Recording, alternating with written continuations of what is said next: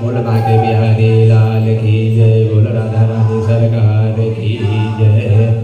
श्याम कैसे मिले बता दो तुलसा, श्याम कैसे मिले बता दो तुलसा। श्री कृष्ण भगवान से युधिष्ठिर ने कहा कि हे प्रभु, हे भगवान, कि आपने जो कृष्ण पक्ष की एकादशी का जो सुंदर वर्णन मुझे बतलाया था, सो आज मैं आपके मुखार बिंद से आषाढ़ मास के जो शुक्ल पक्ष की एकादशी है उसका वर्णन श्रवण करने के लिए आया हूँ। इसलिए हे प्रभु, आप मुझे आषाढ़ मास के शुक्ल पक्ष की एकादशी का आज वर्णन बतलाइए।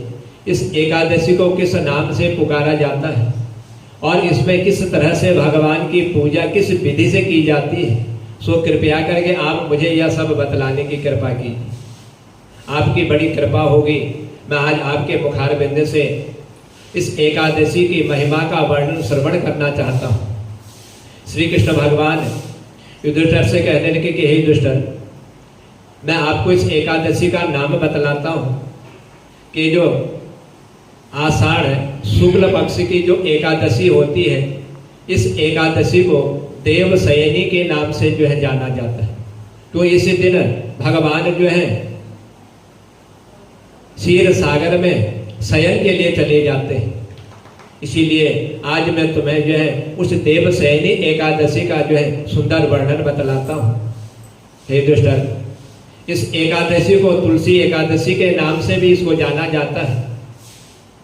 शास्त्रों के अनुसार नियम है कि आज के दिन भगवान विष्णु जब क्षीर सागर में शयन के लिए जाते हैं तो उनके निमित्त तुलसी के पौधे को लगा करके उसमें भगवान विष्णु का जो 4 महीने पूजन किया जाता है। जब कार्तिक शुक्ल पक्ष की देवशयनी एकादशी नहीं आती तब तक तुलसी में भगवान विराजमान रहते हैं और उसी में जो है भगवान का पूजन करना चाहिए और 4 महीने नित्य प्रति जो उसमें दीपक जो है अर्पण करना चाहिए। सो ये दुष्टर, ये जो एकादशी है, यह एकादशी महान पुण्य को देने वाली और समस्त पापों को नष्ट करके यह मोक्ष प्रदान करने वाली है एकादशी। इस एकादशी के व्रत को करने वाला मनुष्य जो है जन्म जन्मांतर के चाहे जानबूझ करके किए गए हों या ज्ञानवश किए गए हों, जैसे भी पाप होते हैं, इन सब पापों को यह जो है भस्म कर देती है, समाप्त कर देती है। आषाढ़ शुक्ल पक्ष की देवशयनी एकादशी के दिन जिन्होंने कमल के पुष्प को लेकर के भगवान कमल लोचन का और भगवान विष्णु का राधा सहित जो कमल के पत्रों के द्वारा इस एकादशी के दिन उनका पूजन कर लेता है, उनका व्रत कर लेता है, तो हे राजन, उन्होंने 3 लोक और तीनों सनातन देवताओं का पूजन का जो फल होता है वह फल उनको प्राप्त हो जाता। एकमात्र जो है भगवान विष्णु के आज के दिन कमल के फूल के द्वारा पूजन करने से वह फल मनुष्य को प्राप्त हो जाता। इसीलिए हर शयनी एकादशी के दिन मेरा एक स्वरूप जो है राजा बलि के यहाँ पर विराजमान रहता है और दूसरा स्वरूप जो है क्षीर सागर में शेष नाग की सैया पर मैं शयन करता हूँ।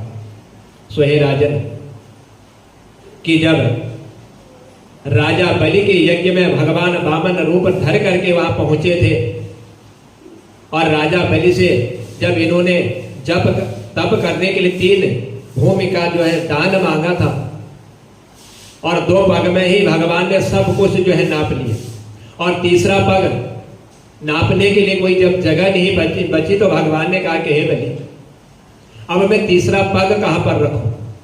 तब बलि ने कहा कि हे प्रभु, अब आपके पास जो है नापने के लिए कोई वस्तु नहीं पड़ी। आपने 2 पग में सारा ब्रह्मांड आपने नाप लिया, सब कुछ नाप लिया। अब आप कृपा कीजिए, आप अपना तीसरा जो पग रखने जा रहे हैं वह मेरे सर पर रख दीजिए। तो भगवान ने राजा बलि के सर पर जब तीसरा पग रखा तो तीसरा पग रखते ही बलि जो है पाताल लोक चला गया और पाताल लोक जाने से पहले ही बलि ने भगवान से कहा कि हे प्रभु, कि हे भगवान, जब चातुर्मास प्रारंभ होगा उस चातुर्मास में आप 4 महीने मेरे घर में क्षीर सागर में आप निवास करेंगे तो क्षीर सागर जहाँ भगवान 4 महीने निवास करते हैं वह राजा बलि का ही राज्य है, वह राजा बलि का महल है। उस महल में भगवान 4 महीने जो है शयन करते हैं। और कार्तिक मास के शुक्ल पक्ष की एकादशी के दिन जो है भगवान फिर बलि के उस महल से आकर के इस पृथ्वी पर जो है भ्रमण करते हैं। सो हे राजन, जब तक कार्तिक एकादशी ना आ जाए तब तक आप जो है मेरे ही इस महल में निवास करेंगे। यह राजा बलि ने भगवान से निवेदन किया। तब आषाढ़ शुक्ल पक्ष के एकादशी से लेकर के कार्तिक शुक्ल पक्ष की एकादशी तक हर मनुष्य को जो है अपने धर्म के अनुसार, अपने कर्म के अनुसार भगवान के पूजन का जो विधान है उसको जो है संपूर्ण करना चाहिए और भली भांति अपने धर्म का जो है पालन करना चाहिए। सो हे राजन, जो मनुष्य इस व्रत का अनुष्ठान कर लेता है, इस व्रत को जो मनुष्य कर लेता है वह परम गति को जो है प्राप्त हो जाता है। इस कारण यत्न पूर्वक जितना भी हो सके इस एकादशी का मनुष्य को व्रत करना चाहिए। और यह चातुर्मास व्रत भी जो है इसी एकादशी से लेकर के कार्तिक शुक्ल पक्ष की एकादशी तक 4 महीने चातुर्मास का व्रत भी जो है किया जाता है। इसलिए राजन, एकादशी की रात में भगवान के निमित्त जो है जागरण करें। शंख चक्र और गदा जो धारण करने वाले भगवान विष्णु हैं, भक्ति पूर्वक जो है उनका मनुष्य को जो है पूजन करना चाहिए।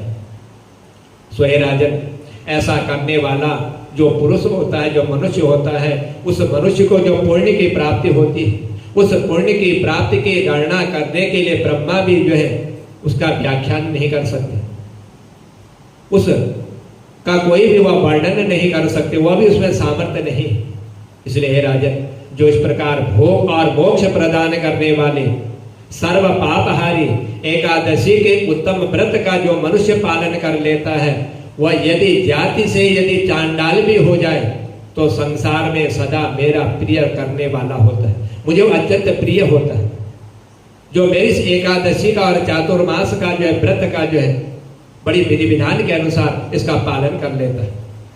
सो हे राजन, जो मनुष्य दीप दान करता है और पलाश के पत्ते पर भोजन करता है और भोजन करते हुए ये चातुर्मास के व्रत को जो व्यतीत करता है, वह सब मेरे प्रिय होते हैं। मैं इनको अत्यंत प्रिय मानता हूं। इस चातुर्मास में भगवान विष्णु जो है क्षीर सागर में शयन करते हैं। इसीलिए जब भगवान क्षीर सागर में शयन करते हैं तो इस चातुर्मास में तब तक कोई शुभ कर्म जो है नहीं किया जाता है। और चातुर्मास व्रत करने वाले को भी जो है जमीन पर ही शयन करना चाहिए। भगवान जब क्षीर सागर में सोते हैं तो मनुष्य को भी भूमि पर शयन करना चाहिए। युधिष्ठिर, ये जो चातुर्मास के व्रत हैं जो भगवान के निमित्त किया जाता है, सावन में साग, भादों में दही और क्वार के महीने में दूध और कार्तिक के महीने में दाल का जो है चातुर्मास व्रत करने वाले को जो है इसका त्याग कर देना चाहिए। इन वस्तुओं का सेवन नहीं करना चाहिए जो चातुर्मास का व्रत करते हैं। सो हे राजन, इस चातुर्मास में मनुष्य को जो है ब्रह्मचर्य का जो है पालन करना चाहिए। जो इस प्रकार चातुर्मास के व्रत को व्यतीत कर लेता है वह परम गति को प्राप्त हो जाता है, यानी कि भगवान का सानिध्य उसे प्राप्त हो जाता है, वैकुंठवासी हो जाता है। इसलिए हे राजन, एकादशी के व्रत से ही मनुष्य जो है समस्त पापों से मुक्त होता है। ये एकादशी के व्रत ही ऐसे हैं कि मनुष्य के पापों को भस्म करने वाले हैं।